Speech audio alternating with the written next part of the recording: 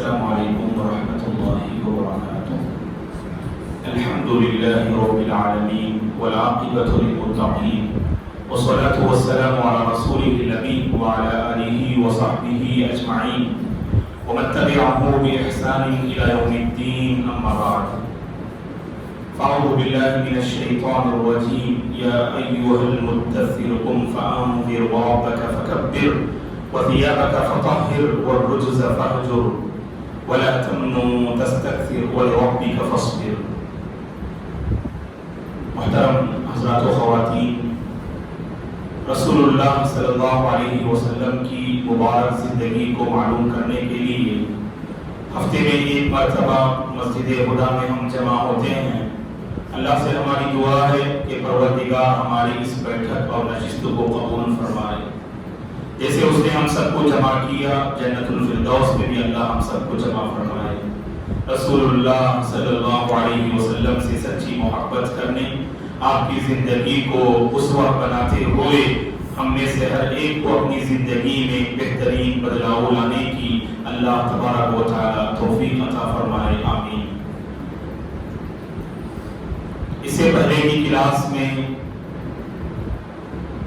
وحی کی جو مختلف شکلیں ہیں وہ شکلیں ہم نے آپ کی خدمت میں ان کی وضاحت کی۔ رسول اللہ صلی اللہ علیہ وسلم پر وحی کا آغاز غار حرا سے ہوتا ہے۔ سورہ علق کی ابتدائی 5 آیات کریمہ اللہ کے نبی پر نازل ہوئی، تو وہیں سے اللہ کے نبی کو نبوت سے سرفراز کیا گیا، آپ کو نبی بنایا گیا، گویا کہ غار حرا میں ان آیات کریمہ کو آپ پر نازل کر کے۔ اس کے بعد اللہ کے نبی پریشان ہوتے ہیں، ماں خدیجہ کے پاس جاتے ہیں رضی اللہ عنہا کے پاس، تسلی کے الفاظ آپ کی خدمت میں پیش کرتی ہیں، اور پھر چچیرے بھائی ورقہ بن نوفل کے پاس آپ جاتی ہیں آپ کو لے کر صلی اللہ علیہ وسلم کو۔ ورقہ بن نوفل نے پورا ماجرا سن کر کہا، وہ پکار اٹھے کہ یہی وہ فرشتہ ہیں جو حضرت موسیٰ علیہ السلام کے پاس آیا کرتے تھے، اور اس موقع پر انہوں نے یہ وعدہ کیا کہ اگر اس وقت میں زندہ رہوں جب تمہاری قوم اے محمد تمہیں اپنی قوم سے، اپنی سرزمین سے نکال دے گی، اس وقت میں تمہارا ضرور تعاون کروں گا، تمہاری ضرور مدد کروں گا۔ اس وقت کے آنے سے پہلے ہی حضرت ورقہ کی وفات ہو جاتی ہے، جو زمانے جاہلیت میں عیسائیت کو جنہوں نے اختیار کر لیا تھا، جو عیسائی تھے، جو انجیل کو عبرانی زبان میں لکھنا چاہتے تھے، عبرانی زبان میں بڑی مہارت حاصل تھی ورقہ بن نوفل کو۔ اور اس کے بعد ہم نے اس بات کو پیش کیا کہ ایک مدت اللہ کے نبی پر وحی نازل نہیں ہوئی، تو اس وقت کہ اللہ کے نبی کافی پریشان تھے، اور یہ مدت کتنی تھی اس میں علماء نے اختلاف کیا۔ بعض علماء نے کہا کہ پہلی اور دوسری وحی کے درمیان 6 مہینوں کی مدت تھی، اور بعض نے کہا کہ 40 دن کی مدت تھی۔ امام ابن حجر رحمۃ اللہ علیہ نے کہا کہ چند دن اللہ کے نبی پر وحی نازل نہیں ہوئی، یہ زیادہ صحیح ہے، کیونکہ بعض نے 6 مہینوں کی بات کہی اور بعض نے 40 دن کی بات کہی۔ بہرحال پہلی اور دوسری وحی کے درمیان چند دن کا فاصلہ رہا، اللہ کے نبی پر وحی نازل نہ ہوئی۔ اس کے بعد اللہ کے نبی راستے میں جا رہے تھے، جیسا کہ صحیح بخاری اور مسلم کی حدیث کو ہم نے آپ کی خدمت میں پیش کیا۔ اللہ کے نبی راستے میں جا رہے تھے، آسمان سے آواز آئی، اے محمد۔ اللہ کے نبی نے سر مبارک اٹھا کے دیکھا تو جبریل علیہ السلام آسمان اور زمین کے مابین کرسی پر تشریف فرما ہے۔ اپنی اصلی شکل میں اللہ کے نبی نے پہلی بار جبریل علیہ السلام کو ان کی اصلی شکل میں دیکھا۔ 600 پر تھے حضرت جبریل علیہ السلام کے۔ گھبراتے ہوئے پھر دوبارہ ماں خدیجہ کے پاس جاتے ہیں اور کہتے ہیں کہ دستیرونی مجھ پر کمبل یا چادر اڑا دو، تو اس موقع پہ آپ اڑا دیتی ہیں، تو حضرت جبریل علیہ السلام اللہ کا یہ کلام لے کر آپ کی خدمت میں حاضر ہوتے ہیں، جو سورہ مدثر کی ابتدائی آیات کریمہ ہیں۔ اعوذ باللہ من الشیطان الرجیم، بسم اللہ الرحمن الرحیم، یا ایھا المدثر، اے کمبل اوڑھ کر سونے والے، قم کھڑے ہو جائیے، فانذر، آپ لوگوں کو ڈرائیے، ڈرانا آپ کا کام ہے، جہنم سے بچانا، جہنم کی وعید سنانا اور جنت میں داخل کرانا یہ آپ کی ذمہ داری ہے۔ قم فانذر وربک فکبر، اپنے رب کی بڑائی بیان کیجئے، وثیابک فطہر، اپنے کپڑوں کو پاک و صاف رکھا کیجئے، والرجز فہجر، اور بتوں کی گندگی سے دور رہا کیجئے، اور ولا تمنن تستکثر، اس نیت سے احسان مت کیجئے، احسان مت جتلائیے کہ اور زیادہ حاصل کریں آپ، وَلِرَبِّكَ فَاصْبِرْ، اپنے پروردگار کے لیے آپ صبر کا دامن تھامیے، صبر کیا کیجئے۔ یہ آیات کریمہ اللہ کے نبی پہ نازل ہوتی ہیں۔ یہاں رسول اللہ صلی اللہ علیہ وسلم کو باقاعدہ یہ حکم دیا گیا، اللہ کی طرف سے یہ حکم ملا، اے نبی اپنے دعوتی مشن میں آپ جڑ جائیے، لگ جائیے۔ آپ رسول اللہ صلی اللہ علیہ وسلم کے کندھوں پر جو عظیم ذمہ داری نبوت کے بعد اللہ نے ڈالی وہ دعوت دین کی ہے۔ دوستو، اللہ کے بندوں کو اللہ سے ملانا یہ آپ کی بنیادی ذمہ داری تھی۔ انسانیت کو شرک و بت پرستی سے بچانا اور ایک اللہ کی عبادت کی طرف انہیں موڑنا یہ اللہ کے نبی کی بنیادی ذمہ داری تھی۔ اللہ اکبر۔ ان آیات کریمہ کے نازل ہونے کے بعد سے لے کر زندگی کی آخری سانس تک اس دعوت کی عظیم ذمہ داری کو اللہ کے نبی نے بہت اچھے طریقے سے آپ نے نبھایا۔ اور ہم دیکھ سکتے ہیں آج اگر کروڑوں اور اربوں کی آبادی اگر مسلمانوں کی اس دنیا میں پھیلی ہوئی ہے، یہ اللہ کے فضل کے بعد رسول اللہ صلی اللہ علیہ وسلم کی سچی دعوتی طرف کی مرہونی منت ہے۔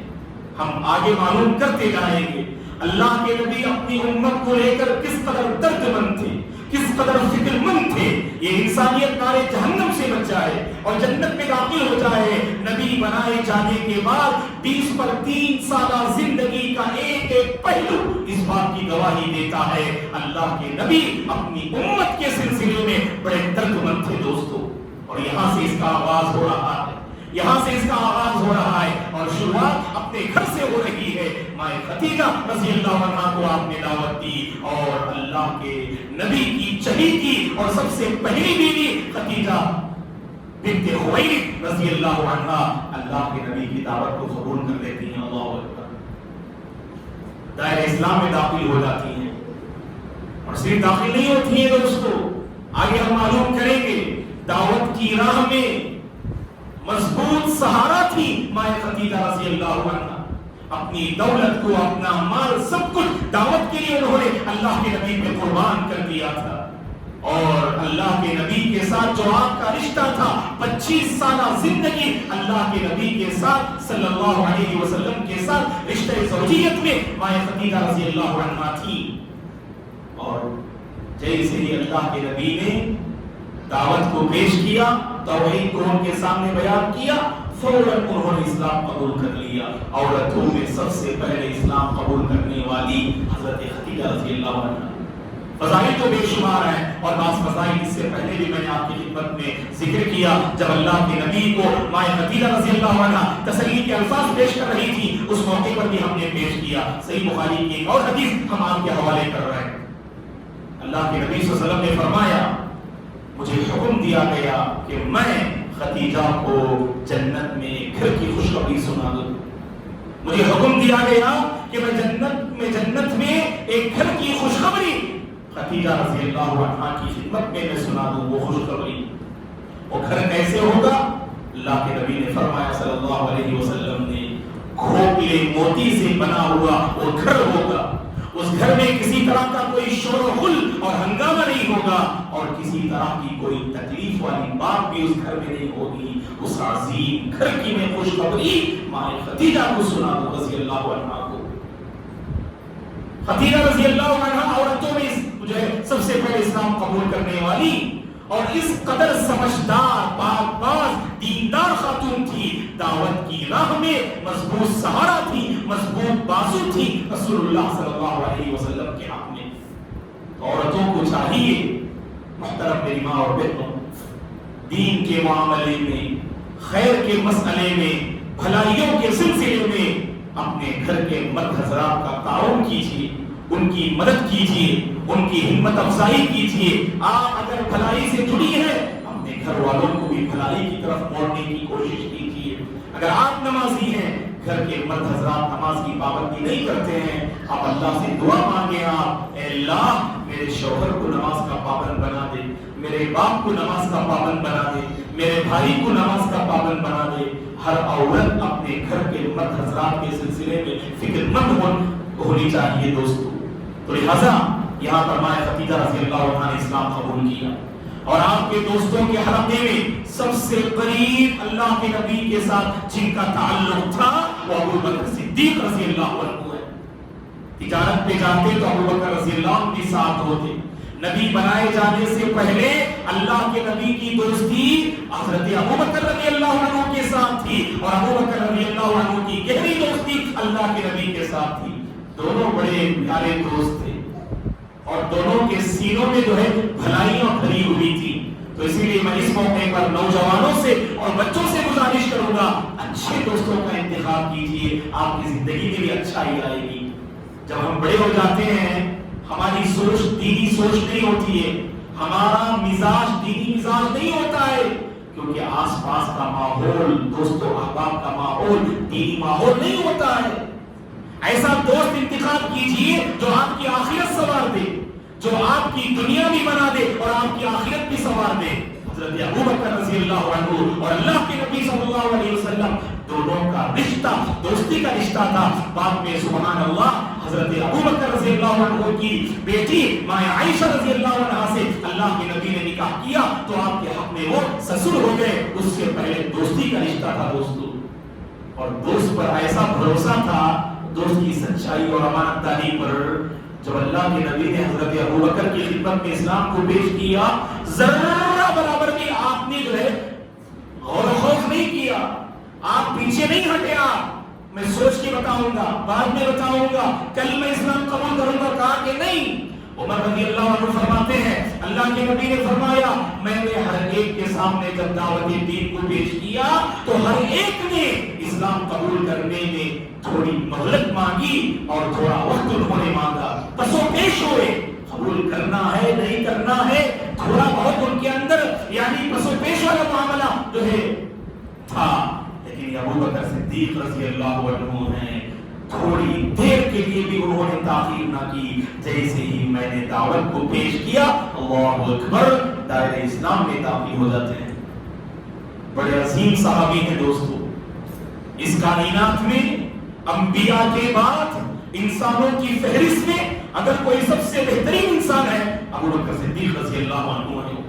یہ مقام اور شرف حضرت ابو بکر رضی اللہ عنہ کو نصیب ہوتا ہے۔ جانتے ہیں آپ، ایک بات میں آپ کو ذکر کر دوں آپ کے حوالے سے، عشرہ مبشرہ میں ایک بڑی تعداد ایسی ہے جو اللہ کے نبی صلی اللہ علیہ وسلم کے ہاتھوں حضرت ابو بکر نے اسلام قبول کیا، اس کے فوری بعد آپ نے اپنے گھر والوں میں محنت کی، دوست و احباب کے حلقے میں محنت کی۔ تقریباً 6 ایسے عظیم صحابہ ہیں جنہوں نے حضرت ابو بکر رضی اللہ عنہ کی کوششوں سے اسلام قبول کیا۔ ابھی میں نام ذکر کرتا ہوں، غور سے سنیے، آپ کو تعجب کریں گے، بڑے بڑے صحابہ حضرت ابو بکر رضی اللہ عنہ کی کوشش سے اسلام قبول کرتے ہیں۔ آپ جانتے ہیں عشرہ مبشرہ وہ 10 عظیم صحابہ جن کو اللہ کے نبی نے دنیا ہی میں جنتی ہونے کی خوشخبری سنائی۔ ایک ہی حدیث میں اللہ کے نبی نے سبوں کے نام لیے، ابو بکر فی الجنہ وعمر فی الجنہ وعثمان فی الجنہ وعلی فی الجنہ وعبد الرحمن بن عوف فی الجنہ والزبیر بن العوام فی الجنہ وطلحہ بن عبید اللہ فی الجنہ وسعد بن ابی وقاص فی الجنہ وسعید بن زید فی الجنہ وابو عبیدہ بن الجراح فی الجنہ۔ اللہ کے نبی نے 10 عظیم صحابہ کے نام لیے۔ آج کے اس درس میں جاتے جاتے ان 10 صحابہ کے نام ذہن میں بٹھا کے جائیں گے انشاءاللہ آپ کو۔ آسان نام ہے، 4 خلیفہ کو الحمدللہ ہمارے پاس۔ 4 خلیفہ کون کون؟ حضرت ابو بکر رضی اللہ عنہ، عمر رضی اللہ عنہ، عثمان رضی اللہ عنہ، علی رضی اللہ عنہ۔ ماشاءاللہ 10 میں سے 4 نام ہیں آپ کے ذہن میں، اور 2 نام ایڈ کر لو، اور 2 نام بھی سین سے شروع ہوتے۔ ایک سعد بن ابی وقاص رضی اللہ عنہ اور سعید بن زید رضی اللہ عنہ. اگر ان کے والد کا نام یاد نہ رکھے تو کوئی مسئلہ نہیں. سعد رضی اللہ عنہ، سعید رضی اللہ عنہ، سعد بن ابی وقاص، سعید بن زید. کتنے نام یاد ہو گئے؟ 6 نام یاد ہو گئے الحمدللہ. سعد بن ابی وقاص، سعید بن زید رضی اللہ عنہما. اور مزید 2 نام یاد کر لو. یہ 2 نام کیا ہے؟ ایک طلحہ بن عبید اللہ رضی اللہ عنہ اور عبد الرحمن بن عوف رضی اللہ عنہ.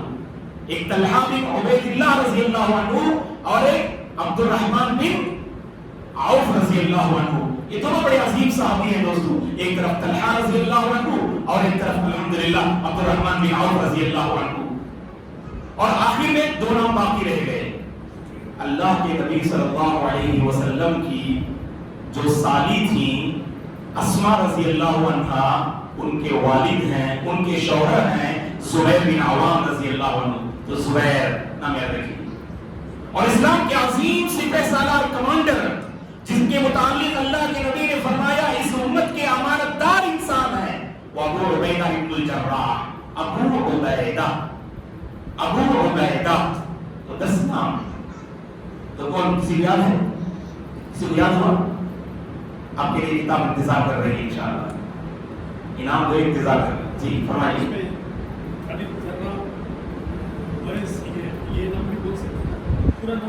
بس شروع کا نام بولے تو کافی ہے.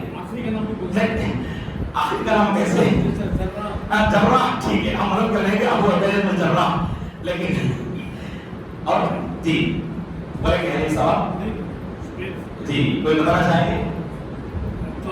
سعد بن ابی وقاص 4 خلفاء ہیں. 5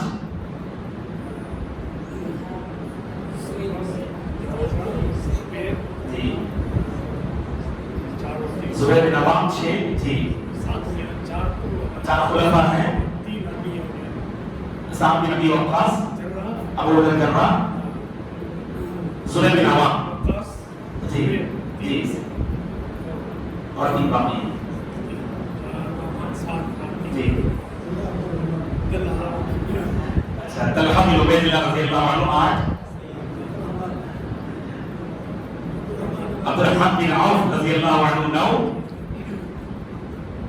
ایک اور سعید بن زید رضی اللہ عنہ. بارک اللہ فیکم. انشاءاللہ حلیم صاحب کو یہ انعام دیں گے انشاءاللہ. بارک فیکم الحمدللہ. جی تو سعد رضی اللہ عنہ، سعید رضی اللہ عنہ. اور ٹھیک ایک اور ہے 2 نام عین سے رہے ہیں. ایک ابو عبیدہ اور ایک عبد الرحمن بن عوف. تو یہاں پر 4 ہو گئے. 4 اور 4 8.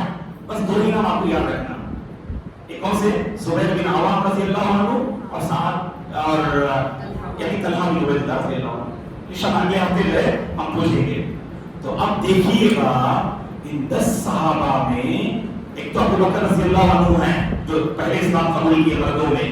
9 میں سے 6 صحابہ ایسے ہیں جنہوں نے حضرت ابو بکر کی کوشش سے اسلام قبول کیا. عثمان رضی اللہ عنہ، اللہ اکبر، اللہ کے نبی کے داماد، ذو نورین کا لقب پانے والے، اسلام کے تیسرے عظیم خلیفہ عثمان بن عفان رضی اللہ عنہ بھی حضرت ابو بکر رضی اللہ عنہ کی محنت سے اسلام قبول کرتے ہیں. اس کے بعد طلحہ بن عبید اللہ رضی اللہ عنہ بھی، سعد بن ابی وقاص رضی اللہ عنہ بھی، ابو عبیدہ بن الجراح رضی اللہ عنہ بھی، عبد الرحمن بن عوف رضی اللہ عنہ، زبیر بن عوام رضی اللہ عنہ. 6 عظیم صحابہ ہیں جو حضرت ابو بکر رضی اللہ عنہ کی محنت سے اسلام قبول کرتے ہیں. اور مزید چند صحابہ کے نام علیہ نے ذکر کیا جو ابتدائی دور میں حضرت ابو بکر کی محنت سے اسلام قبول کیے. عثمان بن مسعود رضی اللہ عنہ، یعنی ایک عثمان بن عفان ہے اور ایک عثمان بن مسعود ہیں. ایک اور صحابی ہیں جن کے خاندان والے خانہ کعبہ کی چابیاں جو ہے وہ ذمہ داری سنبھال رہے تھے. کون ہے وہ عثمان؟ کون ہے یاد ہے تو بتائیں گے نام. وہ بھی عثمان رضی اللہ عنہ. ان کے والد کون؟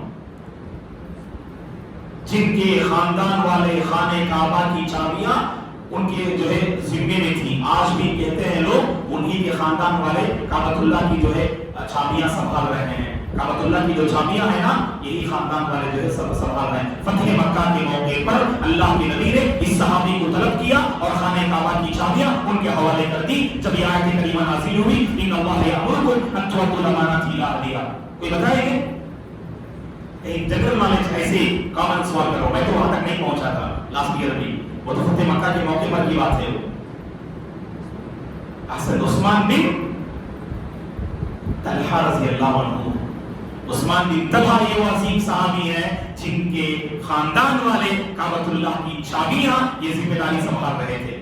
तो अल्हम्दुलिल्लाह 10 नाम तो ज़हन में है ना, कोशिश कीजिए इंशाअल्लाह और जाके घर में लिख लीजिए, अपने मोबाइल में सेव कर लीजिए इन नामों को इंशाअल्लाह, ताकि कम से कम अल्हम्दुलिल्लाह ये नाम हमेशा हमारे ज़हनों में महफूज रहे। मैं नौजवानों से अपील करता हूँ, ऐसी चीजों में दिलचस्पी पैदा करो दोस्तों, एक ऐसा शौक और शौक आपके अंदर पैदा होगा जो उम्मूमन आपके ज़हनों में होता है। फलां क्रिकेट के खिलाड़ी, उसके ये फीचर्स हैं, उसके ये कारनामे हैं, माशाअल्लाह हमारे नौजवान अल्लाह रहम फरमाए इन सब चीजों को बहुत आसानी से बयान कर देते। क्रिकेट के खिलाड़ी हो और दूसरे जो अदाकार हैं उन सब के सिलसिले में पूरी जानकारी रहती है।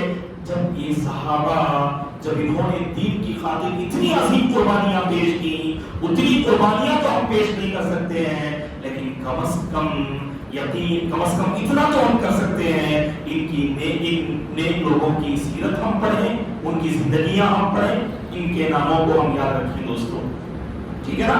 तो बहरहाल ये उस्मान बिन मज़ऊन रज़ी अल्लाह अन्हु भी हज़रत अबू बकर की मेहनत से इस्लाम कबूल करते हैं। एक और सहाबी का नाम सुनिए जिन जो हज़रत अबू बकर की कोशिश से इस्लाम कबूल किए, अरकम बिन अबिल अरकम रज़ी अल्लाह अन्हु। अल्लाह के नबी आगे दावत के बहुत सारे मामलात को हल करने के लिए, आपस में मशवरे करने के लिए जिस सहाबी के घर का इंतखाब करते हैं वो दारे अरकम है, अरकम बिन अबिल अरकम रज़ी अल्लाह अन्हु भी हज़रत अबू बकर रज़ी अल्लाह की कोशिश से इस्लाम कबूल करते हैं। ये तो इब्तिदाई दौर की बात रही, और आगे हम मालूम करेंगे बाज़ गुलाम जो आगे चलकर बड़े अजीम जो है सहाबा जो है बने, तो उनमें से हजरत बिलाल रज़ी अल्लाह अन्हु का नाम सरे फहरिस्त आता है, जो हजरत अबू बकर रज़ी अल्लाह अन्हु की माली मदद से, गुलामी से वो आजाद किए जाते हैं। हजरत बिलाल रज़ी अल्लाह अन्हु ऐसे अजीम कारनामे हैं हजरत अबू बकर सिद्दीक़ रज़ी अल्लाह अन्हु के। कहने का मकसूद ये है दोस्तों, हजरत अबू बकर रज़ी अल्लाह अन्हु ने इस्लाम कबूल किया और उसके फौरी बाद आप रज़ी अल्लाह अन्हु की कोशिश से अल्हम्दुलिल्लाह ये अजीम सहाबा इस्लाम में दाखिल हुए। औरतों में खदीजा रज़ी अल्लाह अन्हा, मर्दों में अबू बकर रज़ी अल्लाह अन्हु और गुलामों में ज़ैद बिन हारिसा रज़ी अल्लाह अन्हु। आप जानते हैं ज़ैद बिन हारिसा जब गुलाम थे, अल्लाह के नबी की खिदमत में आप रहते थे, अल्लाह के नबी से हमेशा चिमट कर रहते थे। ज़ैद बिन हारिसा रज़ी अल्लाह अन्हु इस कदर चिमट कर रहते थे कि लोगों में ये बात मशहूर हो गई कि ले पालक जो बेटे हैं अल्लाह के नबी के, वो उनके वालिद का नाम हारिसा है। लोगों ने ज़ैद को हारिसा के बेटे ज़ैद नहीं कहा, बल्कि मोहम्मद के बेटे ज़ैद कह दिया। यही वो जो इब्तिदा में इस्लाम कबूल करने वाले साहब हैं, ज़ैद बिन मोहम्मद कहकर पुकारने लगे। अल्लाह की तरफ से आयत नाज़िल हुई, उदउहुम लिआबाइहिम हुवा अक़सतु इंदल्लाह। ले पालक बेटों को आप इख्तियार कर सकते हैं, आपको अल्लाह ताला उन लोगों को औलाद से नवाजे जो औलाद से महरूम है, और जिनको अल्लाह ने औलाद से माला माल किया है, अल्लाह हमारे बच्चों को नेक बनाए, दीनदार बनाए। ले पालक बच्चों के बारे में शरीयत ने ये हुक्म नाज़िल किया कि उनके जो हकीकी बाप हैं उनकी तरफ निस्बत देनी चाहिए। आप ये ले पालक बेटा हो या बेटी आप उन्हें लेकर पाल सकते हैं, लेकिन जो उनके हकीकी बाप होंगे उनकी तरफ आप उनकी निस्बत देना। जब लोगों ने ज़ैद बिन मोहम्मद कहा, अल्लाह ने आयत करीमा नाज़िल की और कहा कि ज़ैद बिन मोहम्मद नहीं कहना चाहिए, ज़ैद बिन हारिसा कहना चाहिए। जब इस्लाम कबूल कर लिए ये गुलाम ज़ैद बिन हारिसा रज़ी अल्लाह अन्हु, आपके वालिद आ गए आपको लेने के लिए, उससे से चलो मोहम्मद की खिदमत में रहने की जरूरत नहीं है।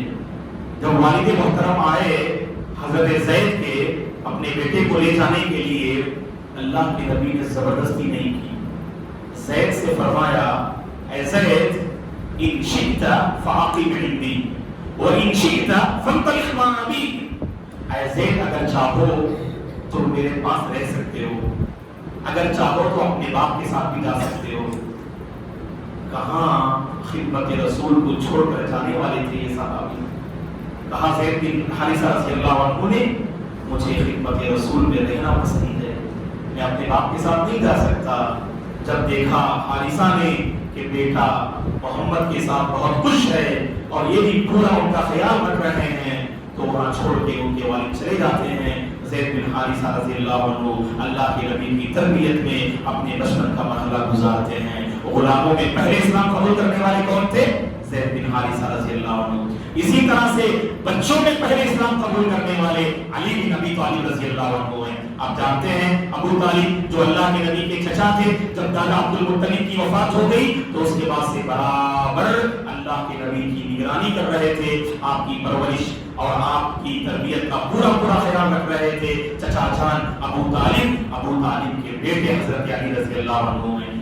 حضرت ابو طالب نے بچپن میں اللہ کے نبی کا خیال کیا تو اللہ کے نبی نے ابو طالب کے بیٹے حضرت علی رضی اللہ عنہ کا ان کے بچپن میں پورا خیال کیا. اسی لیے ہم جب حضرت علی رضی اللہ عنہ کی تعریف پڑھتے ہیں, حضرت علی رضی اللہ عنہ کا بچپن اللہ کے نبی کے گود میں اور اللہ کے نبی کی تربیت میں گزرا. دوستوں ہمیشہ اللہ کے نبی کے ساتھ رہتے تھے حضرت علی رضی اللہ عنہ, اور جب یہ اسلام قبول کرتے ہیں علی رضی اللہ عنہ, اس وقت ان کی عمر 10 سال تھی. دوستوں تو بالکل 10 سال مطلب بچے ہی ہیں, ہے کہ نہیں؟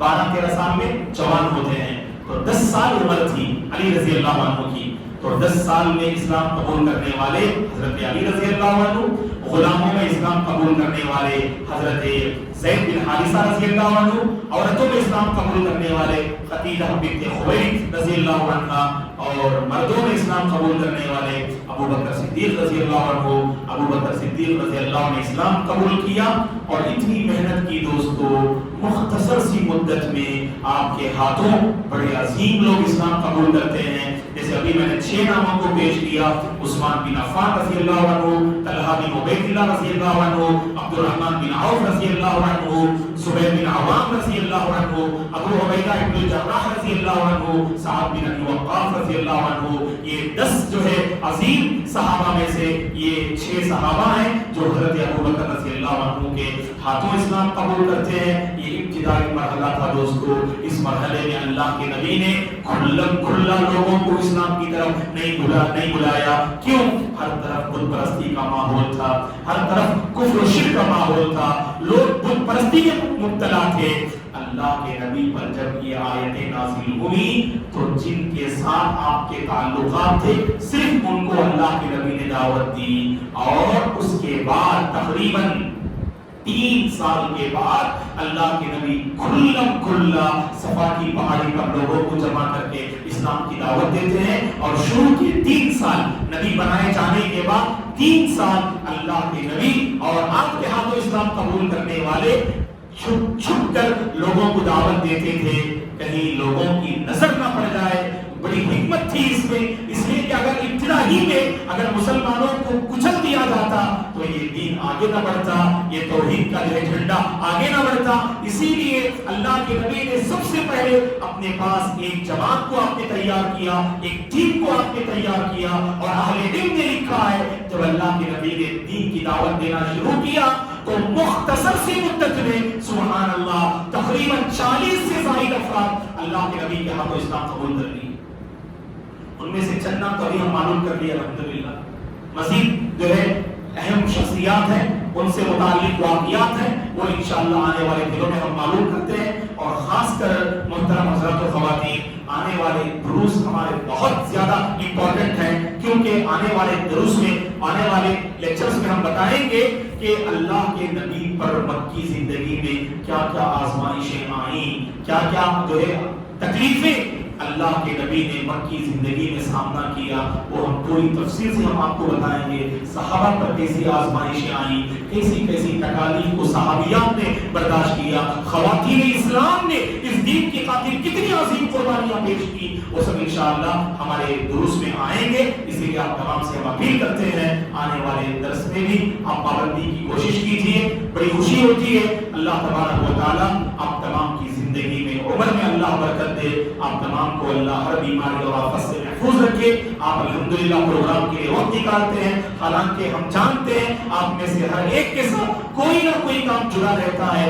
سب کو آپ چھوڑ کر الحمدللہ اللہ کے گھر میں پرسکون ماحول میں آپ حاضر ہوتے ہیں, جہاں پر رحمتیں برستی ہیں, جہاں اللہ کی برکتیں نازل ہوتی ہیں, جہاں فرشتے حاضر ہوتے ہیں. بڑی بابرکت مجلس ہے جہاں حاضر ہونے والوں کے نام اللہ کے پاس لیے جاتے ہیں. اللہ بڑے فخر سے فرشتوں کے سامنے ان میں حاضر ہونے والوں کا جو ہے نام لیتے ہیں. یہ موقع ہمیں مل رہا ہے, غنیمت جانیے دوستو. ہفتے میں ایک مرتبہ ایسے ہی پابندی سے حاضر ہونے کی کوشش کیجیے اور اپنے ساتھ دوستو احباب کو بھی لے کر آئیے. اس موقع پر ہم یقیناً محترم خواتین کو بھول نہیں سکتے ہیں کہ اللہ تبارک و تعالی آپ محترم خواتین کی اللہ حفاظت فرمائے, اللہ آپ تمام کو صحت و عافیت سے نوازے, اللہ آپ کے گھروں میں برکتیں نازل فرمائے, گھریلو اور معاشرتی مسائل کو اللہ تبارک و تعالی آسان فرمائے, حل فرمائے, پرسکون زندگی آپ محترم خواتین کو اللہ تعالی نصیب فرمائے. یقیناً مرد حضرات سے کہیں زیادہ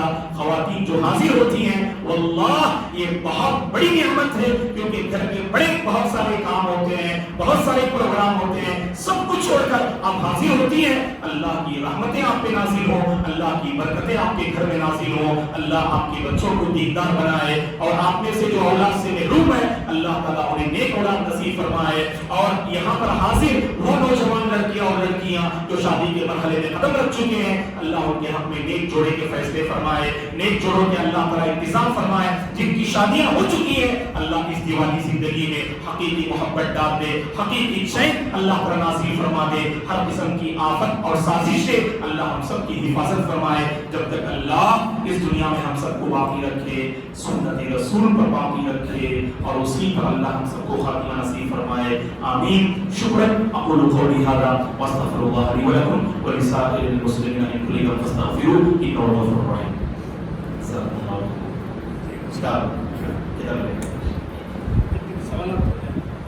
جی جزاکم اللہ خیر. یہ سے ہماری نشست ختم ہوتی ہے. جیسا کہ اس سے پہلے ہم نے کہا تھا درس کے آخر میں انشاءاللہ کچھ مختصر وقت جو ہے سوال جواب کے لیے ہے.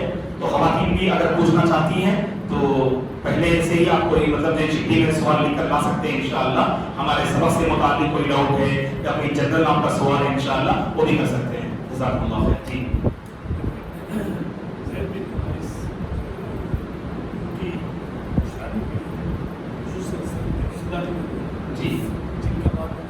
جی آسمان میں اسی جو آیت آپ پیش کر رہے تھے لے پالک پہ جو یہ ہے اس کے ساتھ نکاح کرنا چاہتے ہیں تو کون تھے؟ زینب بنت جحش رضی اللہ عنہ. زینب رضی اللہ عنہ یعنی ذات اللہ ہے. ابھی جن جو نام ہم نے پیش کیا زید بن حارثہ, یہ وہ صحابی ہیں جن کی اصل شادی ہوئی تھی زینب رضی اللہ عنہ سے.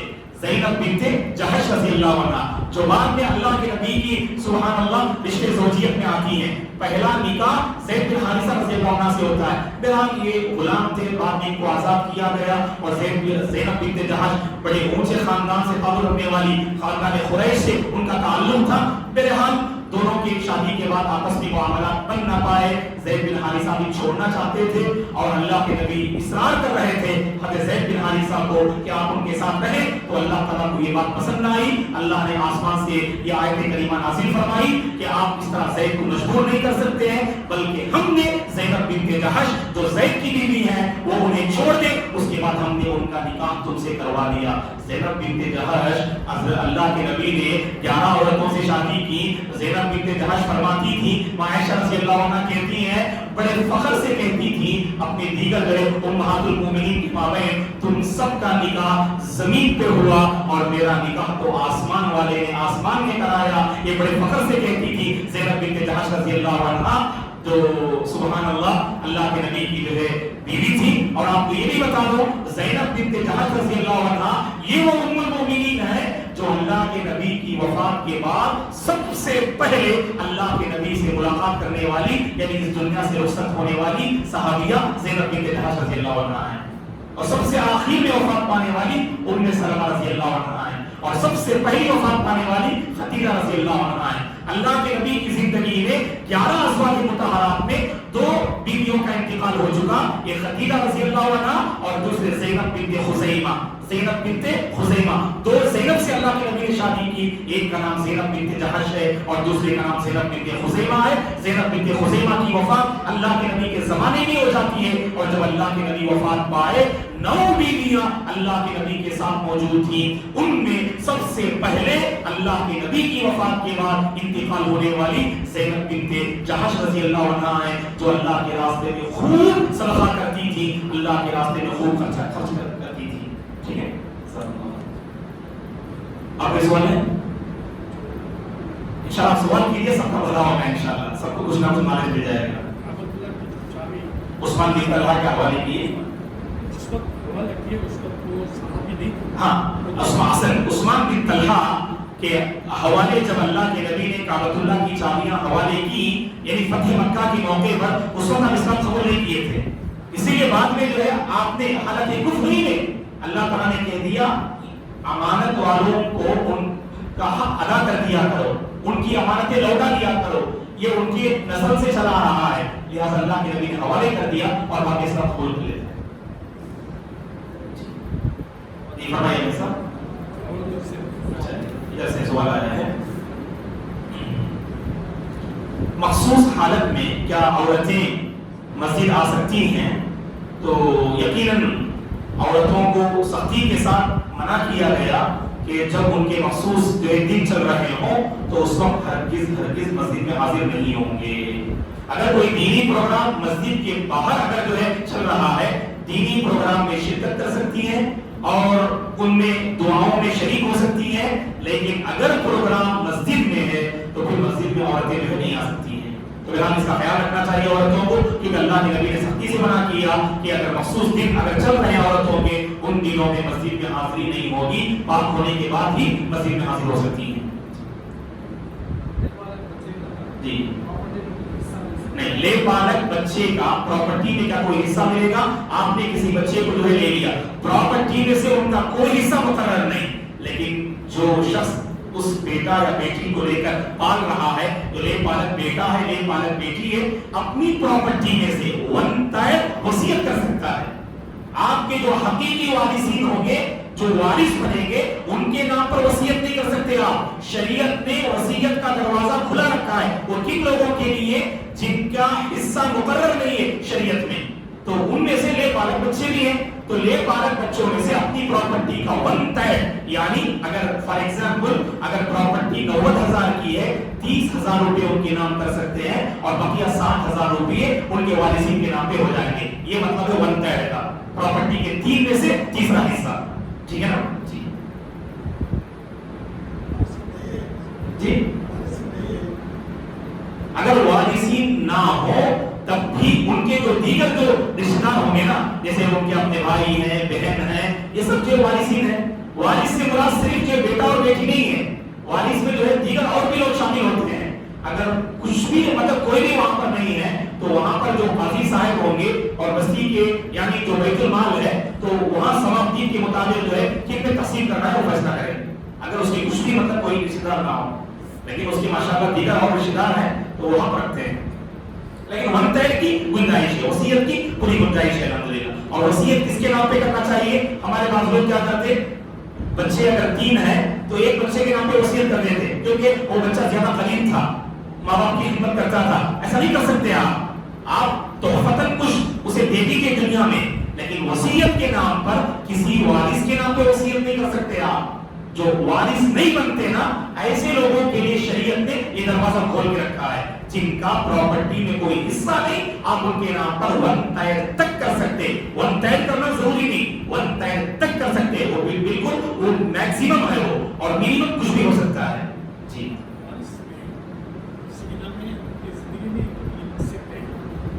وارثین میں سے ایک تھوڑا اختلافی مسئلہ ہے، مثلا اگر 4 بچے ہیں آپ کے، ان میں سے ایک جو ہے بیٹے کے نام پر آپ گھر لکھ دیتے ہیں آپ، تو علماء نے کہا کہ یہ ناانصافی کی بات ہوگی، یہ اختلافی مسئلہ ہے۔